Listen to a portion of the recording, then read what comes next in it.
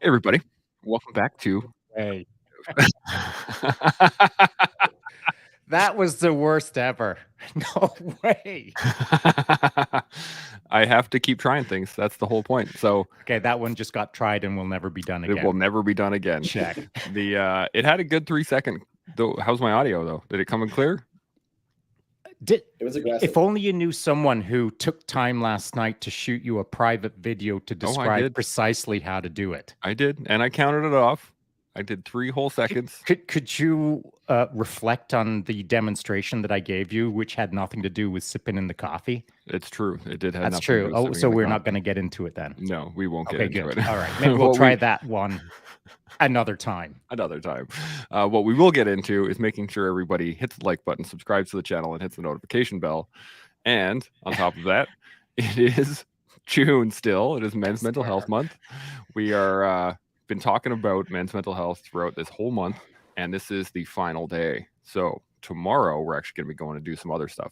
We're going to be talking about some other stuff in different manners. So the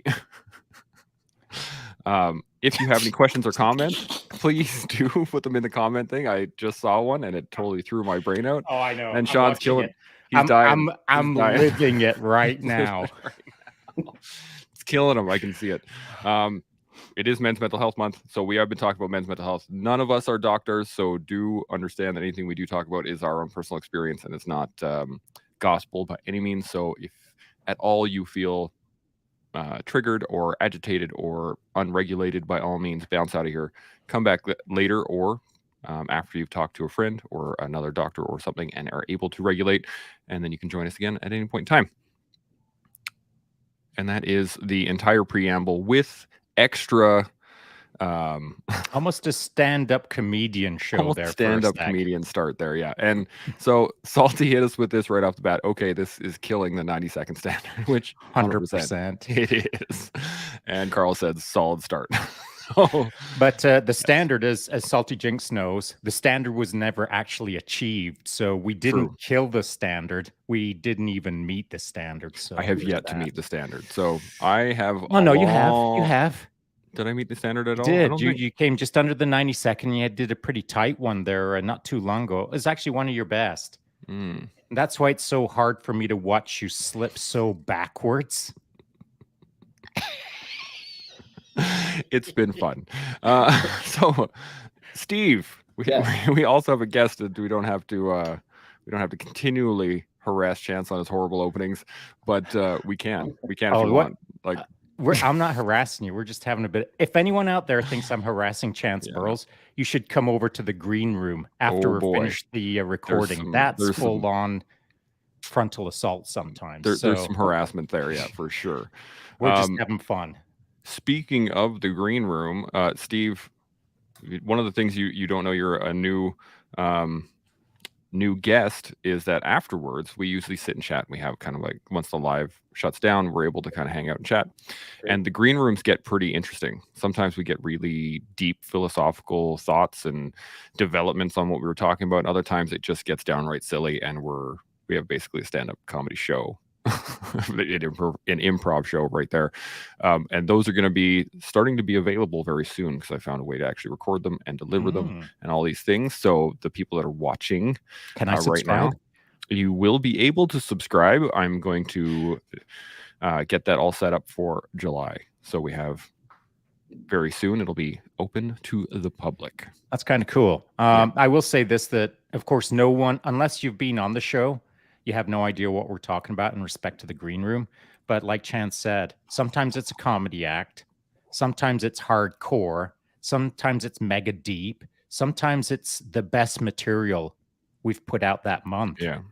And so there's a ton of stuff with the guests that we've talked about that no one else has heard, except sometimes just 3 or 4 or 5 people. Some of it's blown my freaky little mind over in the green room. I don't want to say I've learned more in the green room than I have in the live chats, but man, I've learned a boatload in the green room.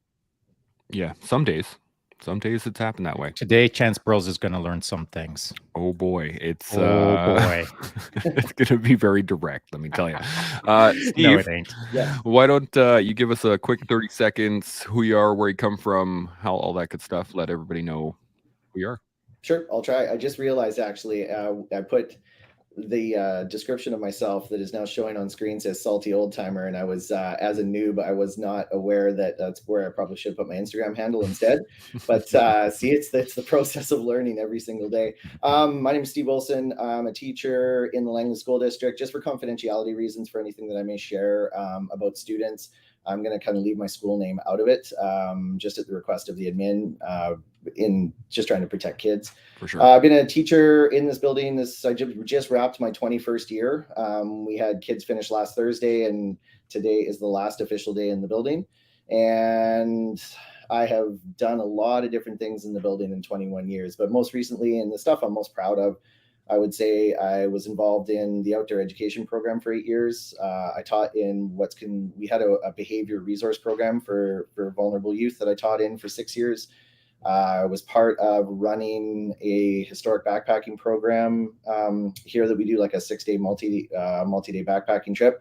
Did that for 13 years. And most currently, I've rebuilt the strength and conditioning program here at Walnut. Ooh, I just about said the name. Gotta lay off that. The strength and conditioning program. And that really is the impetus of how I got connected to Shaun and how I got connected to Seb, was through my efforts to have youth connect with the idea of service and sacrifice. And so I started running Murph here in our building. And every November we do Remembrance Day Murph. And then most recently, my students actually had the idea for our spring Murph to be on June 6th for D-Day. And so that's something that I feel like is a mission of mine, is to try and bring this idea of, service and sacrifice and what that actually means. And I can get into why I believe that education plays a critical role in that, because it really is sort of the impetus of how all this got started for me. So yeah, that's me in a nutshell. Awesome. Shaun, you got any questions right off the bat? No, I don't. That was well said, Steve. Thanks. Yeah. Thank you. So today we are going to be talking youth mental health, and I think this is critical. We did this as the last day of Men's Mental Health Month, due to the fact that this is, I think, where it begins. If we can teach kids nowadays, or teach kids at all, how to manage themselves and how to set themselves up for success later on in life, then we set everybody on a better path, rather than trying to learn it when you're 40 or 50 or 60 or 70, and then going down the rabbit holes of that, because it can be challenging to shift your ways when you're 60, 70 years into the path. So in terms of youth mental health, I know for my mental health when I was a youth, it was very different than my kids, because a lot of the things that I teach them, I've just started learning. And so I'm trying to put them into practice and teach the kids as well, which is a bit of a challenge. Shaun, what are your initial thoughts on youth mental health? Because I know you had a couple. Yeah, I do have a couple, and it's not something that I've spent my entire life considering. Unlike Steve, who's been in the game of young minds, I have not. I have worked with young people, but not obviously to the degree that Steve has. So I'm not going to make direct comparisons between what he knows and what I know. I'm just going to give some casual observations. And those observations are based, of course, on my own 2 sons, but also generally, or on a generalistic basis, their peers or their acquaintances, if you will. And probably the finest example of the point I want to make on youth mental health is I got to see it just last weekend. And that was our son, our youngest son, Keegan, has just graduated grade 12 with a double dogwood diploma and honors, just like his brother, who graduated the year before in grade 12 with a double dogwood diploma and honors. So both of our boys know the standard that I expect. They will exceed the standard if they have the opportunity, and they did. And so they turned out to be pretty good students. But from year to year, there was a significantly notable difference between the graduating classes. And the reason for that, I believe, is due to COVID. So my son's class that graduated last year weren't as impacted by COVID as our youngest son's class that just graduated this year. And there's a whole variety of reasons for that between, if anyone isn't familiar with the BC education system, how they decided to do it was take the normal teaching system and completely flip-flop it so it's really inconvenient for the students and really make learning a drag. And so for the 2 years that my youngest son just came out of, it was a gong show for that graduating class in our region of the the education system. And so that played out with each one in that class, each person in that class. The comparative being this: when I watched last year's graduation class walk across the stage, it was a lot of notable performances. And by that, I mean high flyers. They were going to higher education, they were going to trade schools, they were going to, it was STEM, so science, technology, engineering, maths. So it was a lot of focused, driven, educated kids. But this year that just graduated, just last weekend, I want to say it was less than half, probably 1/3 of the performance of the year before. A lot of kids taking, I'm going to say it, just going to take a gap year, going to figure myself out in a gap year. I'm not saying that's bad. I'm saying that there was very little of that the year before. The bulk of the class that graduated was between trades and higher level education, of which there was a much smaller percentage higher level education and more so trades. I'm a fan of the trades. Going 1 year, 2 year, however long your program into the trades, it's sorely needed. It's a great career path. And in fact, I would put it to some degree, depending on the trade, as more important than going on to become a doctor or a scientist or what have you. There's a need for both for sure. I'm making the comparison from year to year, though. Last year's class was crushing it. This year's class, absolutely not. Steve, you got any thoughts? Yeah, there's a lot to unpack there for sure. And I think that observationally, Shaun is not incorrect. I think that what we have is historically we've always had like a real ebb and flow in grad classes in terms of sort of engagement. And that's one of the key pieces I want to talk about today is that the grad class of year before that was crushing it. What was it about those kids that that was making them connected? And I would argue our grad class this year, I mean, it is a general rule. I would say there was a tremendous amount of kids that were just listless, right? I am going to push back a little bit on the, yeah, well, and that really is it, Shaun. And that's when I hear that word, it just like it fires me up, because when we talk about youth mental health in general, what we are speaking about is we're talking about self-awareness and we're talking about connection. I like after 20 years in the hustle of working with every type of kid, the highest achievers to the most significant strugglers, their success or failure, and failure is a bit of a gnarly word because at their age level, I don't think it's fair to say failure is where they're at, but their struggle is based on this idea of self-awareness. Like if a kid is graduating into the world with a poor sense of who they are, what they're capable of, what fires them up, what they like, what they don't like, they will struggle to connect with something to achieve for in the next phase of their life. And really, when you look at high school kids, like high school is such a microcosm in their world, but it feels so big when they're in it. And I would say one of the problems we have in education in our province, and I'll only speak for like my regionality of where I teach. I haven't taught abroad. I don't have that experience under my belt. But what we do is we make school feel so important that for a lot of kids who lack self-awareness or lack connection, it can overwhelm them into complacency and we call it paralysis by analysis. Like if a kid is told that the end of their school career is coming and that is the most pivotal thing in their life at the time, but they don't have something that they've connected to, or they don't have any tools to navigate that feeling, then they'll just get frozen, and they get frozen like deer in the headlights. And then that's a significant problem. there's an educator that I heard years ago, and it's one of those ones that stuck with me. It's Tom Schimmer said, stress and anxiety is what we feel when we don't have tools to handle something. Pressure is what we feel when we do have tools to handle something.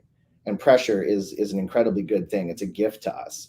Being a person who can handle and navigate pressure and perform under pressure, that is something that the world needs a lot more of, in my opinion. And I mean, Shaun, being in the service like you were, and Chance being in the service like you were, like, those are tremendous pressure filled environments. But in the hallways of our buildings, or at least my building that I work in daily, we're watching a lot of people wilting under the pressure, right? And so my like model of teaching now is just it literally is, guess what, kiddos, there's tools all around you. Do you just know what tool you want to grab a hold of to get started? And that really is it. Like, whether it's the most complex kid at a high end, the most complex kid at a low end, it's like, what is a tool that is in front of you that you are willing to pick up to try to use for yourself? That's step number one. And then if they have one tool in their arsenal, then when they're put in that stressful or anxious situation again, now that doesn't feel so stressful or anxious, it feels a little bit more like pressure. And it's like, hang on a sec, I can advocate for myself. I can take a step towards this. So for some of our kids who end up saying, okay, I'm going to take a gap year. So I should take a step back. One of the courses I teach is called Capstone 12. It's a graduation requirement. Shaun, your sons would have most recently gone through it. And so right. That course is, it's kind of a two-parter. There's CLC, Career Life Connections, and then there's their capstone, which is a 40-hour passion-based inquiry project where they get to choose anything they want. And then they have to commit 40 hours to executing on a plan, an inquiry, a plan, all of the process, and then they have to be able to present and demonstrate their findings. We've had versions of these grad requirements in years gone by, and a lot of them have just kind of been taken for, I don't want to say they've been taken as a joke, but I mean, I went through it when I was in high school, and it was called CAP, and it was like, it was literally something that it was a box you checked. But in this capstone model, they actually can choose something that does fire them up. And you would be amazed, fellas, how hard it is for a kid to pick something that they're passionate about. Like some of my weaker students, and I say weaker in terms of their connections, it'll take them a full week to just decide on something that they care about. And if you're in that position in grade 12, like, that to me is a bit of a red flag about them graduating in June and walking out into the world. What do they have at the ready to handle what's about to come their way, if that makes sense? Yeah, and I'll use my boys as an example in respect to that capstone. In fact, I'll use the most recent example as our youngest son, who completed his capstone. And maybe we just run our program a little bit different in our house, but the boys are like, my youngest, he was already accepted into rural pre-medicine long before he had to do a capstone. And so the capstone was to some degree irrelevant in respect to him sort of defining who he is as a person. But the capstone was going to get done irrespective of how clearly defined he had his trajectory oriented. And so, put him on task and said, well, what would you like to do? What would be interesting to you? How would you challenge yourself? And so what he got it into his head was he thought he'd learn a musical instrument. He'd learn how to play the piano, because he knows that, when I was young, I started playing the piano, and I played it for about a decade. And so he thought he'd crack that out. So we went down and bought a really, really cheap electronic piano. It was about $200, and we still have it down in the basement. And he spent the year just kind of learning how to play piano, and then recording videos of him, how he was learning the process of learning to play the piano, turned it into his capstone project. And it was more about the learning a new skill rather than trying to figure out who he is as a kid. And so, whether he plays piano as a doctor in the future, that's not my concern. My concern as a parent is that he meets the task requirement of creating a capstone. And if he's got to do it, then it's going to be something that's going to improve him, not as a piano player, but as a human being. And so the tasks that he was given in that project were to make him a richer person rather than just a piano player, as it were. Yeah, and I think what I'm hearing in that is just the fact that you even had those conversations with him about the process and about what he was doing, and that is in a very beautiful way, that is an exception to the rule of connection in our buildings nowadays, because there's a lot, and yeah, I wouldn't have a stat to back it up, but I know I had at least a dozen emails in my inbox from parents throughout the semester that were basically saying, what is this capstone thing about? And that's after we hosted a parent night explaining what it was. That's sending all the materials home to the moms. So we use what's called Microsoft Teams in our building, and that's like a portal that during the COVID survival phase, which I will characterize it as survival, as a teacher, it was all hands on deck, and how do we try to do something that has some value? And we can get a little bit deeper into that if you'd like, whether we were effective or not, because that does come back to the connection piece. But the number of families, and I'm not saying this in a disparaging way towards families at all, but the struggles that we're seeing in our kids and their lack of resilience or lack of grit, I believe, is directly related to the disconnection with moms and dads and caregivers, or whatever the family dynamic looks like in the home. And one of the reasons I was excited to speak on the podcast, is particularly in Men's Mental Health Month, is that, like, as a dad of complex kids, it's like a deep feeling that I have, that it's my job to be the best man that I can be to help these complex kids navigate a complex world. And so, Shaun, I mean, obviously having the depth and background that you have, and the level of precision and training that you've encountered, like, it makes you an incredible tool for those kids. And I imagine they do have gratitude for how lucky they are to have you as a dad, because They don't know. Well, they do. They might not know how to communicate it yet. Fair enough. They know, you know. Fair enough. You know, my dad set an incredible example for me. He's the hardest working man I've ever met. Never went to university, but had an incredible trades. Like, I'm the only Wilson to go to university. And so in our family, it was just work hard, have a tremendous work ethic, make sure you take care of the people around you. And, you know, my brother went into the trades. My dad was in the trades and retired from the trades, like, say, a tremendous role model. But when it came to those ideas of higher education and how to pursue greater depth in terms of my own practice and, like, what I was curious about, my dad just said, you know, he didn't have the tools to say maybe what he could have said or should have said, but it was just like full support, right? And it was like, go for it, kid. Like, if you want to do it, here's how we can help you with that, and here's how we can't help you with that. And I mean, I had to work my way through college and university and through my grad program, and it was just like, there was no money. There was obviously money. We were fine in our household, but there wasn't any extra money. And so, like, universities were working at the bike shop in the afternoon, and then working all summer doing construction. I had a buddy who would hire me in the summer for construction and then fire me as soon as September rolled around, because he said, you've made enough for tuition, you need to go back to school. So I was very fortunate to have men around me that were mentors in all the ways that helped me achieve the things that I achieved. And sadly, I think that that's what I'm seeing less and less of in our high schools. And overarchingly, even though today is about youth mental health, man, I would love nothing more than for the men that are listening to this to just find a strong sense of self, so that you can connect with your kids, right? Because that's what they long for so badly, is connection. And if that gap has gotten quite wide, like when I'm having conversations with parents and parent-teacher interviews and there's a struggling situation, I'll ask a dad, do you know what the top 5 songs on your kid's iPhone are? If you can't answer that question, then you need to sit down and you need to start working on how you're going to make a connection with that kid. Because as much as we, like, my son's a funny, Shaun's met my boy, and as he's maturing, he's just the coolest little critter. And what I do is every night of bed, we lay down and I'm just laying there and we're just talking about the day, talking about what his favorite songs might be that week, because it changes, because kids adapt and change so fast. And if I don't work hard to stay current with him, then I'm afraid, because I know by experience that gap will widen to a point where it will be a real challenge to try and close it up.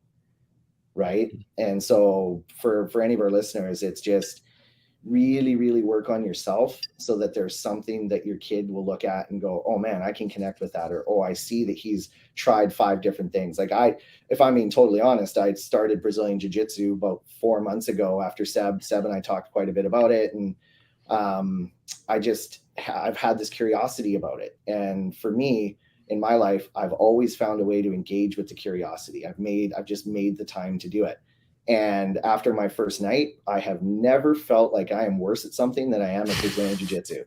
It is. No, you'll feel that again. Yeah, but worse. it'll happen again. Yeah. Yeah. It's you think you felt worse. Oh, you're gonna feel more worse. So it is like, and so I went home and my son, his name's Gus, and Gus goes, Dad, how is jiu-jitsu? And I said, well, bud, I said, I got myself into something that I'm going to have to spend a lot of time trying to get through, you know?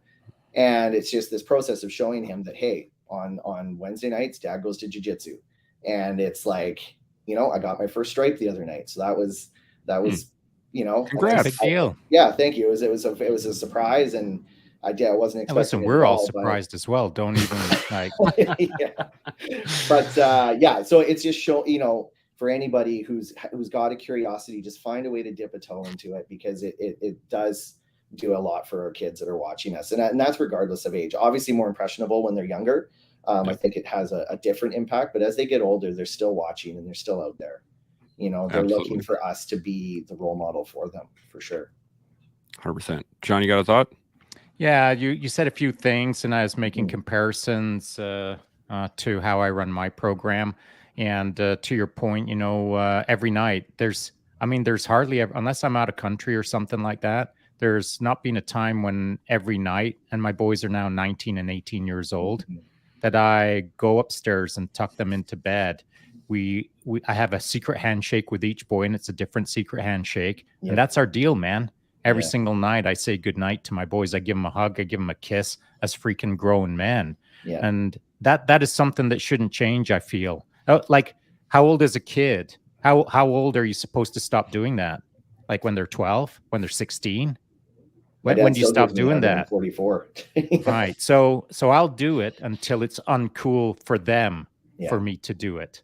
And so that's the first piece. It should never stop. And the second piece is, you know, to lead by example is probably the most powerful way that you can encourage your kids to be more awesome. Mm-hmm. And they need mentors. They need someone to quote unquote look up to. And it's hard. Like, I don't think my kids look up to me. I don't. But what I do believe is that the lifestyle that I lead, or more correctly, I'll retract that, the lifestyle that we lead as a family encourages them to really step up their game and be more awesome, as it were. And so the outcome, our two boys are a result of us as a family running a not average program. The boys have become what they are because they can look not just to their parents as high performers, but our friends, our acquaintances, our high performers. And what do I mean by high performer? I mean above the standard, above the norm. The norm, as I see it, the average performance, I don't feel is enough. And why do I say that? Because if average is the high watermark, then it's easy for a large chunk of society to be below the high watermark. And now what? We're below average. So I was taught this. The standard is the standard, and you either meet it or you exceed it. I was never told you let it slip. So that's the choice that our boys have been given, is meet the standard or exceed the standard. And they have exceeded the standard. And how did they do that? Well, to make the comparison between the two graduating classes, last year, that class had mentors because it was a normal school year. My son, who was in grade 11, could look up to the grade 12s and see, okay, I get how that works. And then he graduated. So this year, our son that just graduated, he didn't have grade 12s to look up to because the school was not in school. And so when that class, the class that just graduated this year, when that class graduated, they were graduating looking for mentors that weren't there. So then they were looking at each other as mentors. And therefore, the standard that they were striving for wasn't there. So it was only themselves to maybe struggle out a standard, and not enough people were striving high enough to set the tone for an aggressive trajectory on exceeding the standard. Yeah, I don't think mentorship can be understated. I think mentorship in a lot of forms, whether it's peer mentorship or adult mentorship, coach mentorship, there's a lot of different versions of it. It is the most critical piece to the puzzle. Like I tell every new, like I meet new kids every 4 months because we switched to semesters as a result of COVID. So I get to meet about 170 to 200 kids every 4 months, new ones. And I tell them on day one, like, I'm going to be better at caring about you than I am going to be teaching you. Right. And that automatically disarms the ones that are not wanting to be there. And for the ones that are more academically focused or higher achieving in that regard, what I have found just through experience is that those kids have been driven really hard because of standards. And somewhere on the back end, there hasn't been enough feeding of their soul. And so like we work on 3 models in my classes, and that's mind, body, spirit. Mind being your mental, emotional health. Your body is, does it give you access to the things that you're curious about or love? And then spirit is how you feel about self and how you feel about others. Like that's it. Those are our 3 pillars across all of my classes that I teach. And we interact with it every single day. And it's like, if you can say that you are doing a little bit of work or you're getting some mentorship about each one of those elements, at the end, you get a kid that's pretty self-aware of A, where they're at, B, whether they have the support externally to reach for that higher standard or to exceed it, like to reach or exceed. And then you've got a kid who's hungry to own their success. Because a lot of kids, from my experience, their parents are driving the ship, right? Like the kid doesn't have a lot of ownership of their success. And when you have the opportunity to sit them down, and that's where all of my outdoor ed experience, like when you take a kid into the woods for 6 days with a backpack on and they've never done anything like it, and they have that meltdown on day 3 because it's been raining for the first 2, their pack is heavy, they haven't packed effectively. Like when you walk alongside them in those moments and you don't fix it for them, you just give them the opportunity to sit with you and say, hey, you know what, I've been in your shoes, let me share with you what I've learned about X. And then the next day they come to you with the, hey, do you have any experience with Y? And then now that door's open because there's been a connection made. And that's where the mentorship piece for our listeners, it's like, find a way to connect, find a way to offer something. And then A, it'll fill your bucket, it fills you up. But B, you're starting to build a relationship with somebody who is then going to build a relationship with somebody else. And to me, that really feels like the spirit of the collective overall. It's like, how do we all get better at this together? And then how do we bring our youth up alongside so that then they will perpetuate the stuff that we're working so hard to put out there in the world? And I think mentorship is mission critical. It is, and it sounds like the process that you had in place or have in place, the program, we'll call it, sounds to be amazing. But neither of my boys participated in said amazing program. Right. Maybe it's really unique to your town, your city, your special little part of the world, which is not normal. Right. And so that's fantastic for the 140 kids or so every 4 months. Yeah. And so maybe there is 400 kids a year that have an awesome opportunity to become awesome.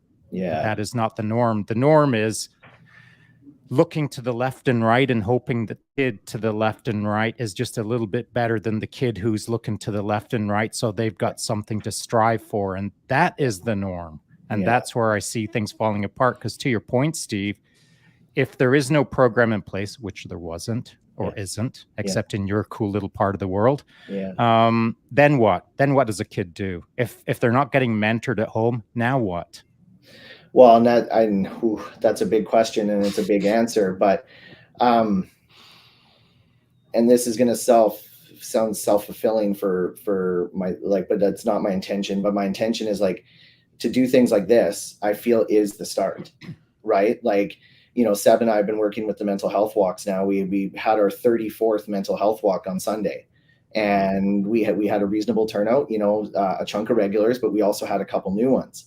Nice. And to me, it's like, I live by the model of like a spark starts a fire, and it really has to be that way. And so this is where the idea of men's mental health, I think it's really interesting too, because for those that have navigated a path, and I won't say I've had mental health. I mean, I see my counselor once a month.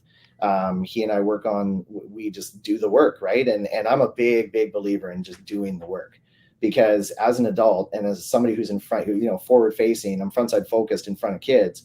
It's like, if I say things to kids, it's my job to make sure I'm doing what I'm saying. And that's 100%. that. I can't, for anybody who's in front of anybody, just make sure that you're not just talking it, you're walking it. Like, you have to do it. I walked a grade 12 boy down to the counselor's office, and he did not want to go, but it was outside of my wheelhouse of expertise. I didn't have the tools to support him. So under that pressure, I did have another tool to reach out to. And so to walk that walk with him, and then we were sitting there waiting for the counselor, and it was a tough day for this kiddo. And he looked at me and he's like, well, do you go to counseling? And I was actually proud to be able to say, like, yeah, man, I do go. I have been in situations, and I've been in places where my feelings haven't been positive, and I haven't been able to navigate them on my own, because there was too many levels of distraction that I wasn't able to see it with clarity. And so I just went and found a dude, and I sit down with my dude now once a month, and we navigate, and I always feel better about it, and it's not weakness. It's not weakness at all. It's scary. Like, I'll say it's got elements of fear to it, but the reality is that if you take that step, you will take another. And then if I can say to that kid, hey man, I took a step, you can take this, then he will take another. For us in the education hustle, losing a kid to mental health is really, really hard. But I'm at 9 in my career now. I've lost 9 students to mental health related or substance related issues over my career. And each time I'm not surprised.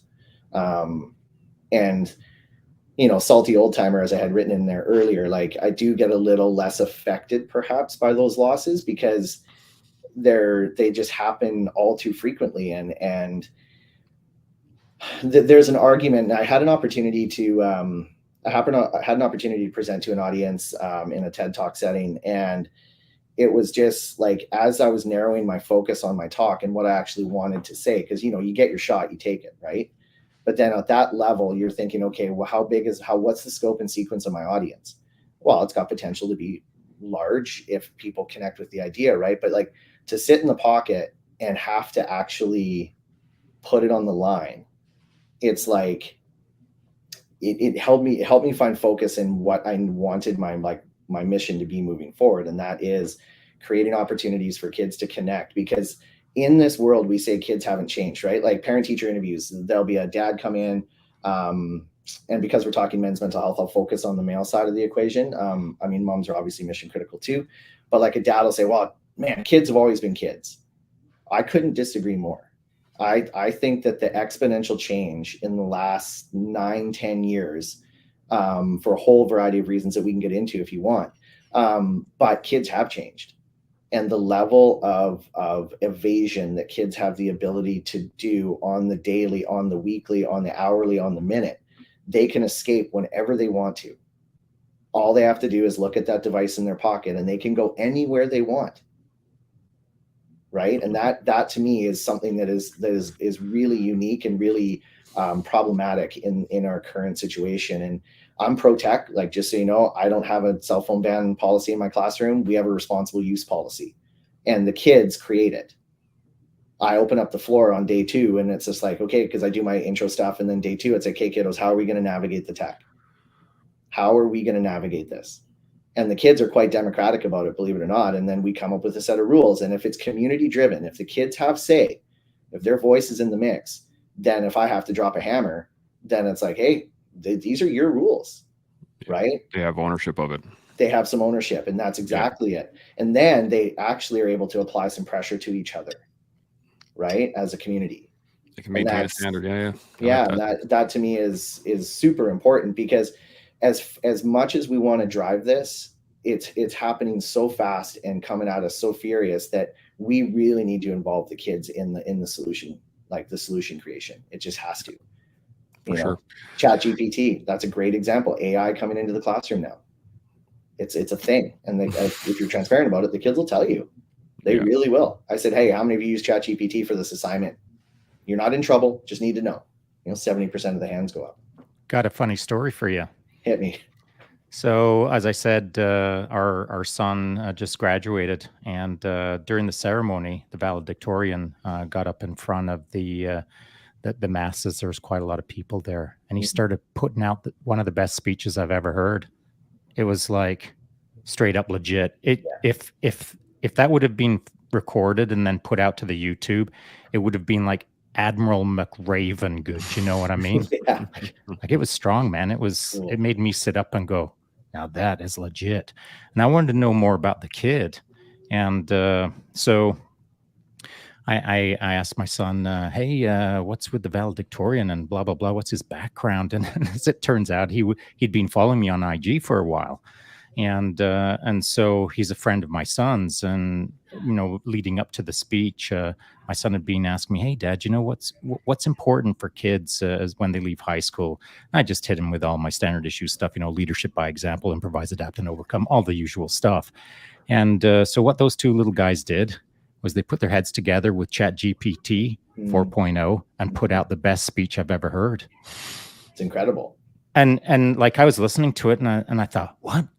Is someone reading my mind right now? Is someone like, did I give this speech in the past?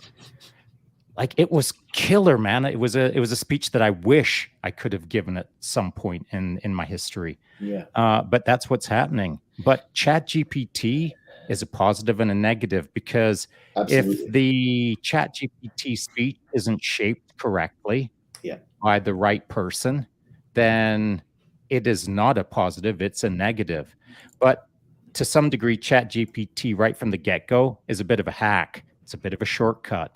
Yeah. If a kid is given a task like write a valedictorian speech, you should start writing it to some degree before you open up your laptop and start typing in ChatGPT 4.0. Yeah. You've got to get your framework, your ideas in place, rather than what's the best valedictorian speech in the world? Enter.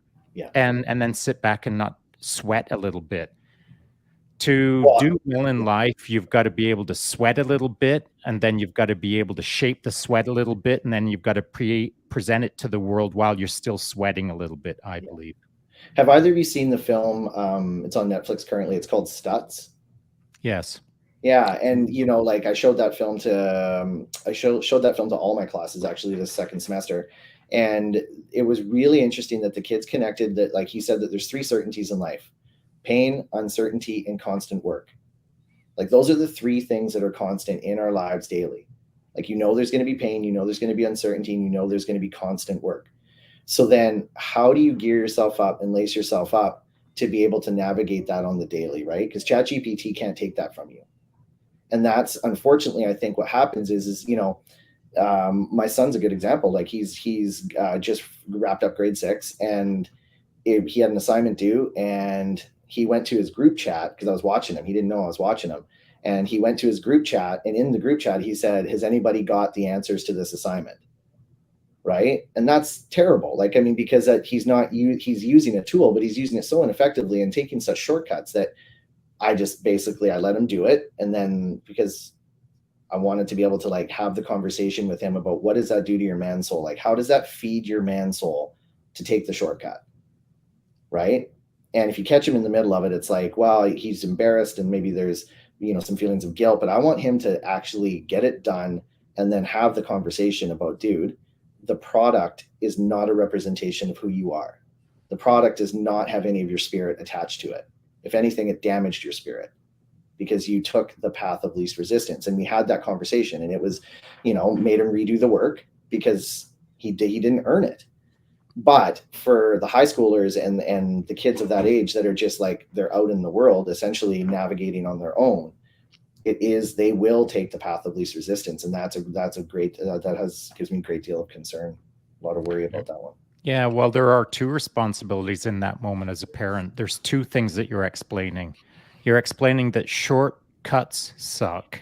And the other thing you're explaining is, and the moment that you shortcut and normalize it, it makes it okay for everyone else. And then as a hive mind, you're all hacking life. And you pay now or you pay later. That's just the way it is. Well, that's a really great point, Shaun. Like their first step is to how can I hack this? that is the first step that we see in high school on the daily. And that to me doesn't do anything for them over. And because you're right, where will it catch you? It will catch you at some point.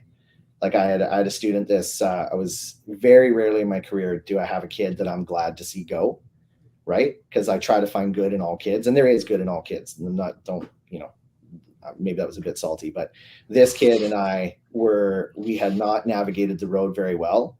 And the only thing I could think to say to him was, kiddo, you need to get out in the world and you need to get slapped down a little bit, because all the shortcuts and all the weasel stuff you're doing here, it's just obviously you're not going to learn from us.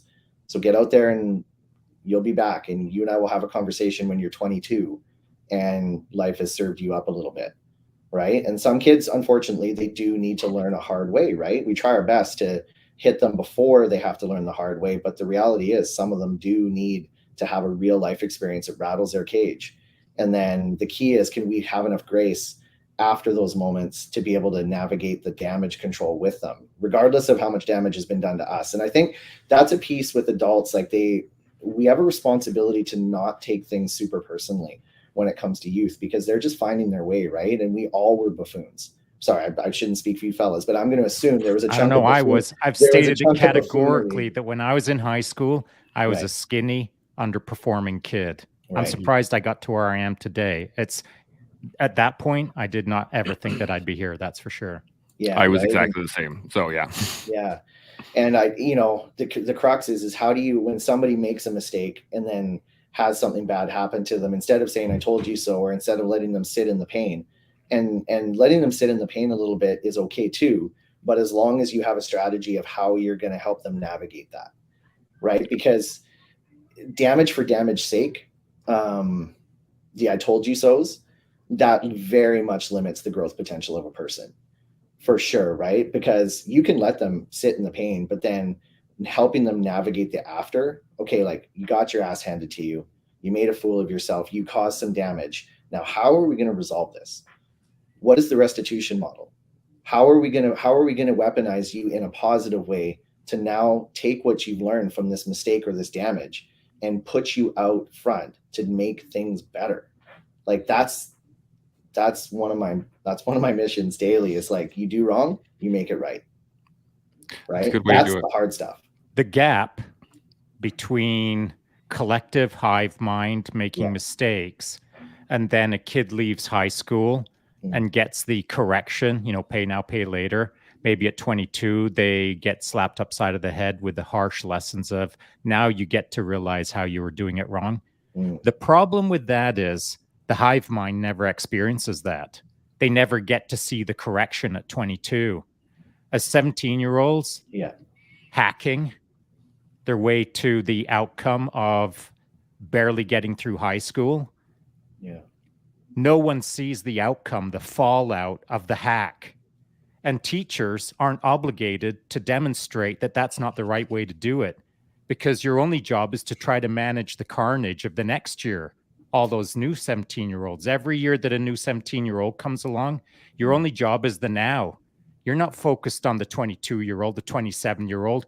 The fallout of not managing the now is never discussed. It's the one-offs of, I hope someday he comes back and explains to me that he's doing a whole lot better. It'll be a positive message only to you and maybe to some friends that you tell. But the hive mind never hears that. The hive mind never sees the collateral damage of 2, 3, 7 years later. Well, I'm going to push back a little bit on that, because I wonder if that's necessarily true in the world. So their technological world they're connected to through social media, there is an unprecedented amount of access to the hive after the fact. And it's when they form these little social groups in our buildings now, it's because very often they build these hives because of discomfort. They will find the discomfort and the dysfunction will find itself within its buildings. It just does. We have this phenomenon right now in our building of our gender neutral bathrooms. So imagine a single seater bathroom with a lockable door. Okay, we've got this phenomenon right now of our grade 9s, which, by the way, for anybody listening, if a kiddo makes it through grade 9 with solid roots and a solid set of skills, from my experience, they're going to be okay. Grade 9 is that really, really pivotal year where they start finding boundaries and they start seeking out what group they're going to ride or die with. I mean, you'll notice that's on my shirt. Like my shirt says Mm-hmm. ride or die right on it. I've got a 4-foot sign in my gym that says ride or die on it, because that to me is like, if you build a connection that's worth ride or dying for, that's a beautiful thing. Some of my, I mean, the greatest experiences in my life have come from doing them with really great people. But if those people don't have your best interests in mind, or if they're not growth oriented, then that can be incredibly destructive as well. And so our grade 9s now are sitting in the lockable bathrooms in groups of 5 or 6, sitting on the bathroom floor eating their lunch. Like that is almost the hive at its worst, because none of them are willing to step in and say, does anybody realize we're sitting on a bathroom floor eating lunch beside the toilet?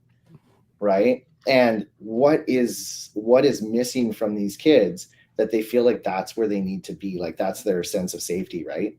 Like we have some big ticket items that we are starting to encounter, but the hive will stay together in its dysfunction after they graduate and leave our buildings, because they can just look at their TikTok, or they can look at their Snap, or they can look at whatever tool of the day is popular.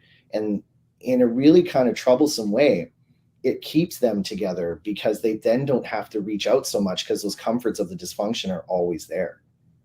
Right? When you see youth on the SkyTrain or the bus or in your travels, and they're just staring at their phone, it's like, is what is on that phone, is it a tie to something at home? Is it a tie to the hive that should be broken? Or is it something that they're using to grow and move beyond? I would argue strongly that it's probably still a tie to that hive, right? I say it to my grade 12s. I say to them, you haven't met your best friend yet. You know, and they don't believe me. And I'm like, they're out there. You just haven't met them yet. This little microcosm, you know, you'll stick together kind of digitally, but it won't be real, right? That's the problem. Yeah. Well, you did push back, and I appreciate the spirit of your pushback. You're right. However, just a little bit of nuance. I kind of disagree with what you stated, because, as the group holds itself accountable within its hive mind, and then everyone graduates and moves on all their little different vectors. The kids that aren't performing, you've got friends that already do it, Steve. They make their lives look great on the IG. Yeah, that's what I was thinking. It's super sexy as they're failing miserably. So I will push back on your pushback, because I don't think you're correct. That's okay. Well, and Seb brought it up on one of the, sorry, Chance, go ahead.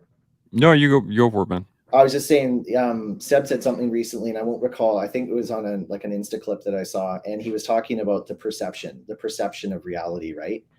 But the perception is what is feeding that mental health element now, right? Like, there is a kid in our building who made some hard choices for themselves because a photo of theirs didn't get enough likes, or enough likes is what they thought it should get. And I mean, it's a literal disconnection from reality, because what they are perceiving as important, but when perception turns into actual feeling, that's a slippery slope. That makes me concerned. It 100% is. Now, any other thoughts on that? I have some comments and some questions here. We don't have a ton of time, but got any thoughts? And we've barely touched youth mental health. I know. I felt I actually, Sean, very much had that thought, and I've been like tap dancing or not. I've been purposely speaking about it. It's a good dance. You've got a good dance going, buddy. It's a great dance. The thing is that everything you guys talked about so far is that it is in line with what it is, some of the issues, right? And I was thinking about this earlier, was the fact that a lot of these issues are from my generation, right? The kids that grew up in the 90s with technology, finding the hack, or finding the secret, or finding the cheat, or finding the shortcut, that was part of the culture. That was us growing up in the 90s and 2000s. It was all about, as technology advanced, was how to utilize that in order to shortcut something so that it made it easier for everything else. And it played out through school. It's played out through the kids up to 20-year-olds that are just graduating now, like your not like your kid, Sean, but like the vast average of kids around there, right?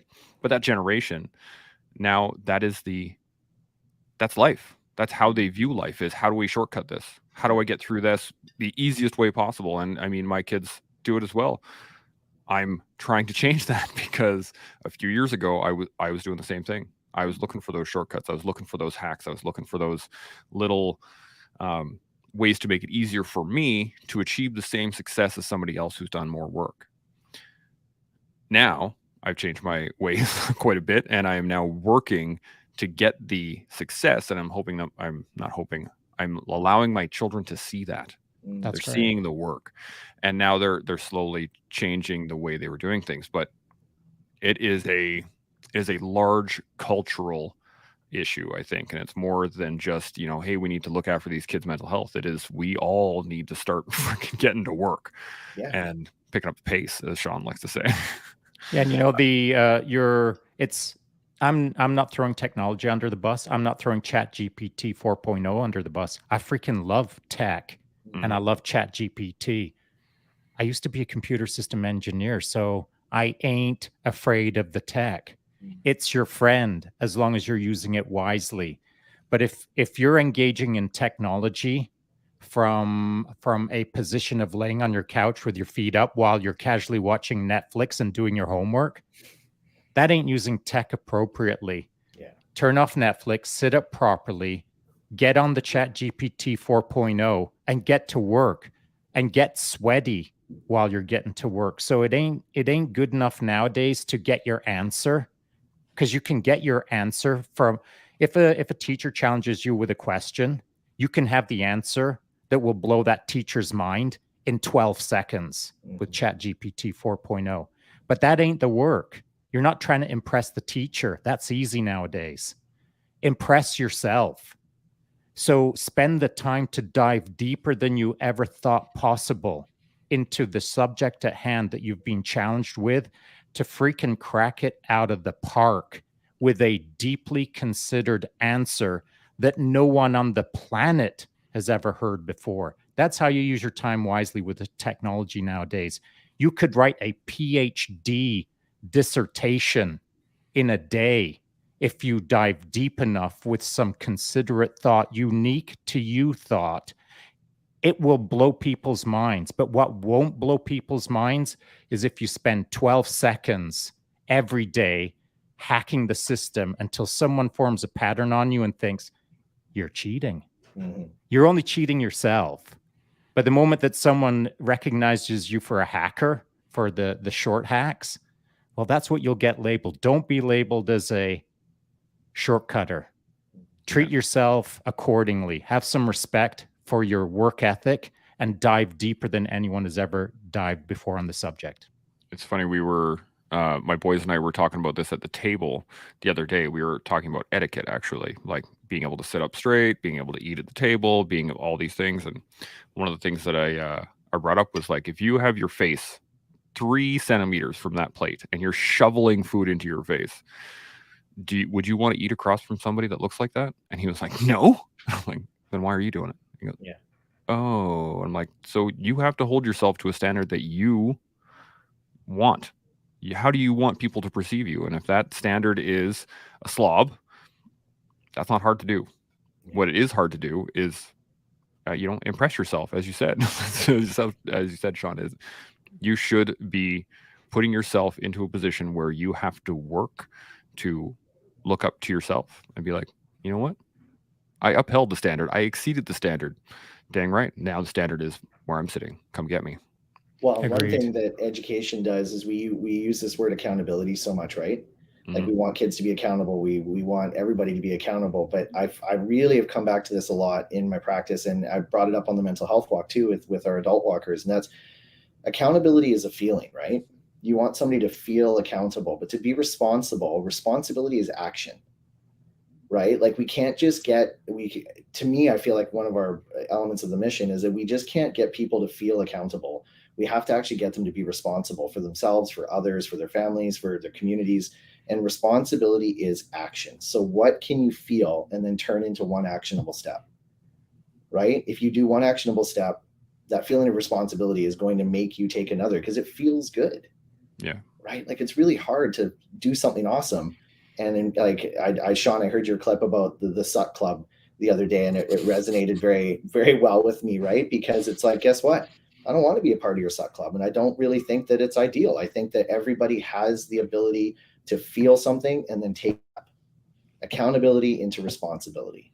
And I would love to see all the adults around me and do that for themselves. But then the impact it'll have on our kids, come on. Yeah, I agree with you. And I think that I agree with you to some degree, but I'm being a little pedantic now in the sense of I think that holding yourself accountable is not an action. It's more of a concept or a consideration. But me holding you accountable, that's an action. So you can hold yourself accountable as a concept. Yep. And then through responsibility, blah, blah, blah. But for me, if I know I'm going to hold someone accountable, it's now an action. And it starts like this. Hey, Steve, pick up the freaking pace. Yeah. So I think that there is external accountability that is a physical action to some degree. It's a great point. It's a great point. You're right. There's also the other side of it is that it's a lot easier to hold others accountable than it is to hold yourself accountable. It is. You're right. So it's real easy to point a finger at somebody and say, pick up the pace. But it's a lot harder to look at the mirror and point it at yourself and say, pick up the pace, man. Because and you know, there's accountability in that sentence. So if someone wags their finger at me and says, pick up the pace, I get to look at that person and think, who are you to tell me to pick up the pace? I'm about to hold you accountable on the statement that you just dropped on me. And guess what? If that dude can hold me accountable, well, now we're super clear. Yeah. But no one gets to wander around the world saying, pick up the pace, pick up the pace, pick up the pace. And they've never picked up the pace themselves. If that's the person that's yelling, pick up the pace from the sidelines, guess what? I'm holding them accountable. You said what? Come on over here and I'm going to explain, pick up the pace to you. Hang on. Yeah. Well, we had an entire show on that actually at one point, or not an entire show, but a chunk of it was on the concept of pick up the pace being the fact that it's catch up, not you go faster. It's let's go. Yeah. It's catch up and pass me. Yeah. That's all I want. Yeah. Now I have we are over an hour here, and I got some good comments that I wanted to hit on, and we got one really solid question that I think if we can hit quickly, do it, buddy. We will. Okay, so right off the bat, we got Patrick. I saw you. We just didn't get to you earlier. Good morning. Carl says, when my little brother graduated last year, I noticed that not a single student wanted to pick up a trade. Sadly, many of them are convinced that video games are everything. Salty Jinx says, Steve, as a father of a boy going into high school 7 hours away, where do you see the biggest place to invest in my boy outside of being available every day and supporting his growth and time together? That's a terrific question. I feel like the best place to invest is like that concept of the mind, body, spirit. Check in on that boy on all, like, set a framework that you two agree upon. Like, just for me, mind, body, spirit is what works for me. I'm not saying it has to work for anybody else, but if you and your boy figure out a framework that you can touch base on the daily, that is holistic. It's like, yeah, I want to know about school, but I also want to know about how you're feeling about things. Have you got a girl or a fellow that you're interested in, or whatever he's into, right? Like, make sure that you're checking in within a framework that both of you agree on, so that it's quick check-ins and they're well-rounded, holistic check-ins.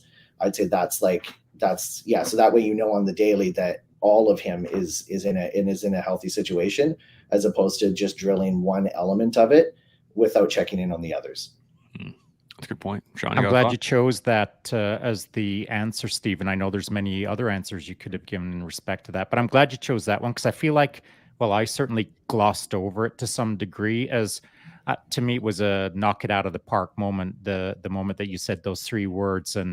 And again, the students in your district are lucky to have you shaping those three pillars as critical elements of life and critical elements of daily conversation. And till the day you die, you should be thinking about those three things.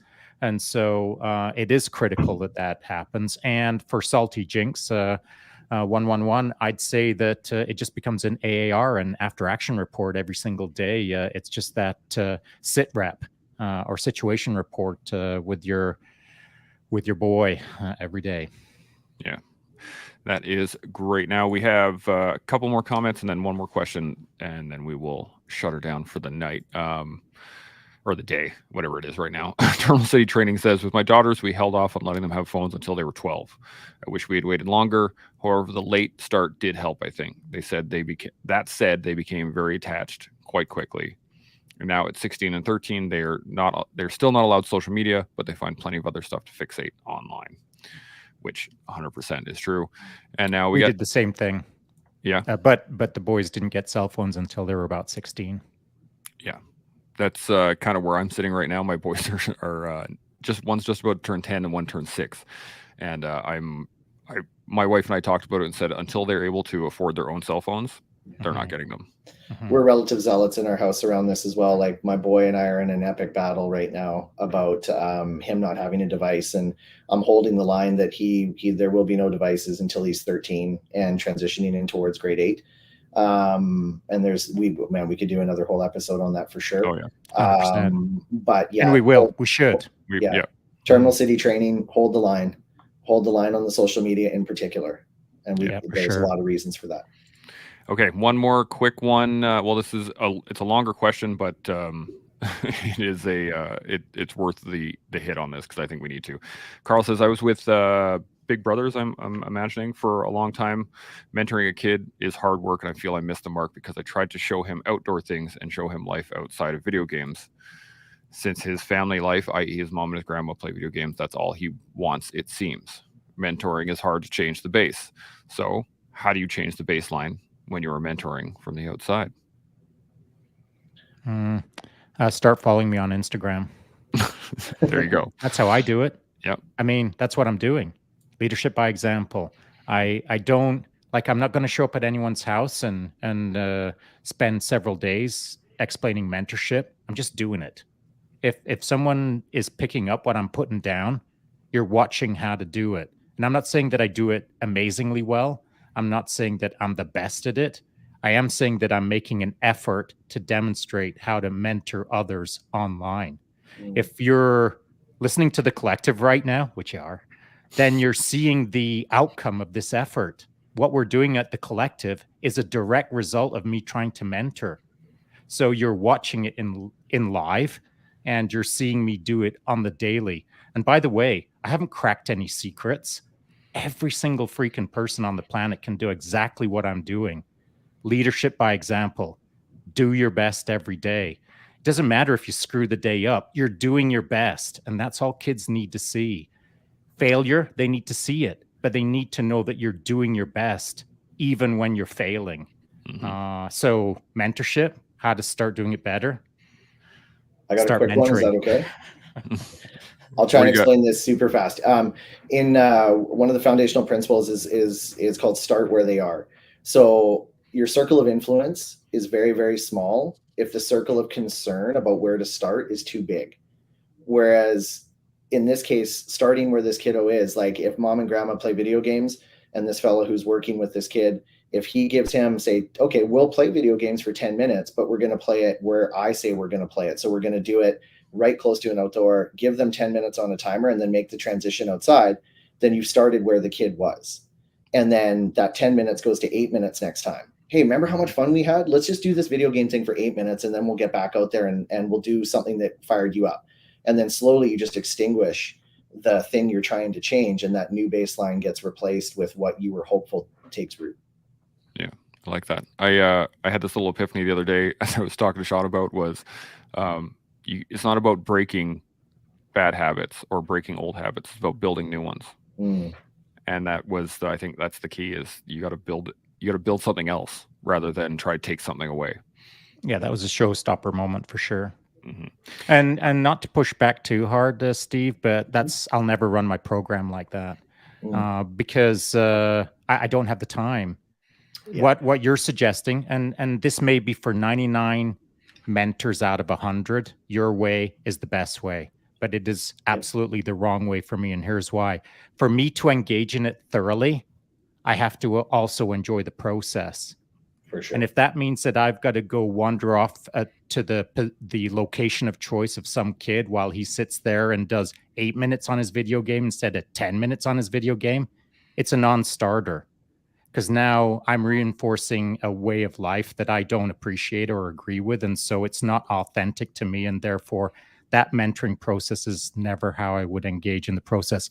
Though it will work for 99 out of 100 other men who are way better mentors than I am, it would never work for me. But that's the beauty of the collective, right? Because if a kid has 10 choices and all 10 of us are doing something awesome towards improving mental health and improving like just living, then everybody wins, right? Because your way is going to connect, my way is going to connect, Chance's way is going to connect. And that to me is just a beautiful thing when you have choice around these big ticket items.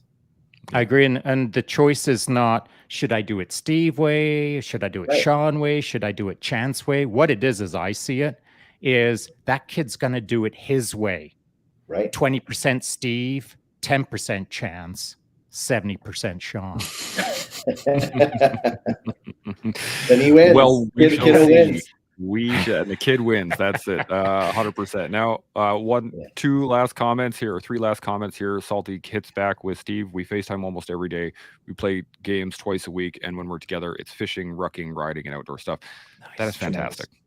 Because you know what the thing is, games are a part of life nowadays, and if you want to have a healthy relationship with gaming, have a healthy relationship with gaming, but have a very healthy relationship with everything else as well. Yeah. That whole sentence reeks of mentorship and excellence. Yep. I don't like it. It's making me feel like an underperformer. There you go, Salty. You're making Shaun feel like an underperformer. And then Terminal City says, great idea for an episode. Thanks. We will definitely hit that. Kids and social media, that'll be a big one. And Carl says, thank you. Now, first, we'll do some quick final thoughts. We're 10 minutes over right now. We're all right. It was a great episode. Worthwhile for sure. Steve, any final thoughts on anything we've gone over so far today? No, just a lot of. I'm just really grateful to be involved, and I appreciate you giving me the chance to speak to it. It is something that really does fire me up, and it's like my life's work, right? Like this is what I care about, and so to have the opportunity to speak to it means a lot to me, and so a lot of gratitude towards that. And just if you're out there, work on yourself, work on your kids, put the two together, magic recipe.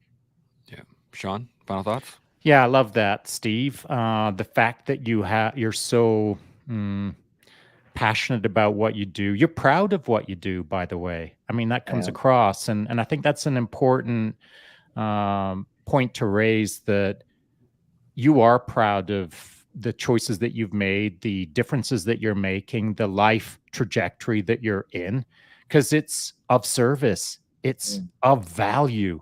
And as you were speaking as a mentor. Leadership by example is how I see you in this podcast.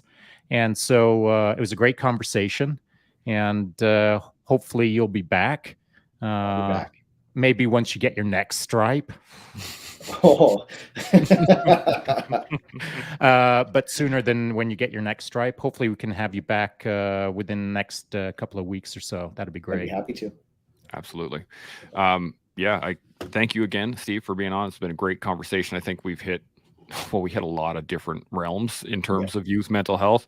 And this is a massive subject that we've just barely scratched the surface on. So we have lots more to go. We'll probably do another episode of just youth mental health, as well as kids and social media. That's another big one, because it is very important to get into as well. You know, I'm thinking actually kids and video games might be a good one as well. That's also a good one. You could run that, and I could just take the day off on that one. Yeah, see, the problem is I would get into the weeds as to like you would. Nobody would be barking at you. Nobody would be barking at me. I would not be held accountable by friend. You wouldn't hold yourself accountable. Oh, that'd be a whole issue. You'd be talking about the 1987 Pong game. Man, when that came out, let me tell you. When it was 6-bit, not 12-bit. Let me break out ColecoVision. We'll dive into that. So as we learn the connection between our kids and our mental health, as we build the bond between the two, we can grow as better men, better mentors, better people, just all around better as a collective. And you can do that with us here every day on The Collective. We'll see y'all tomorrow. Chimo.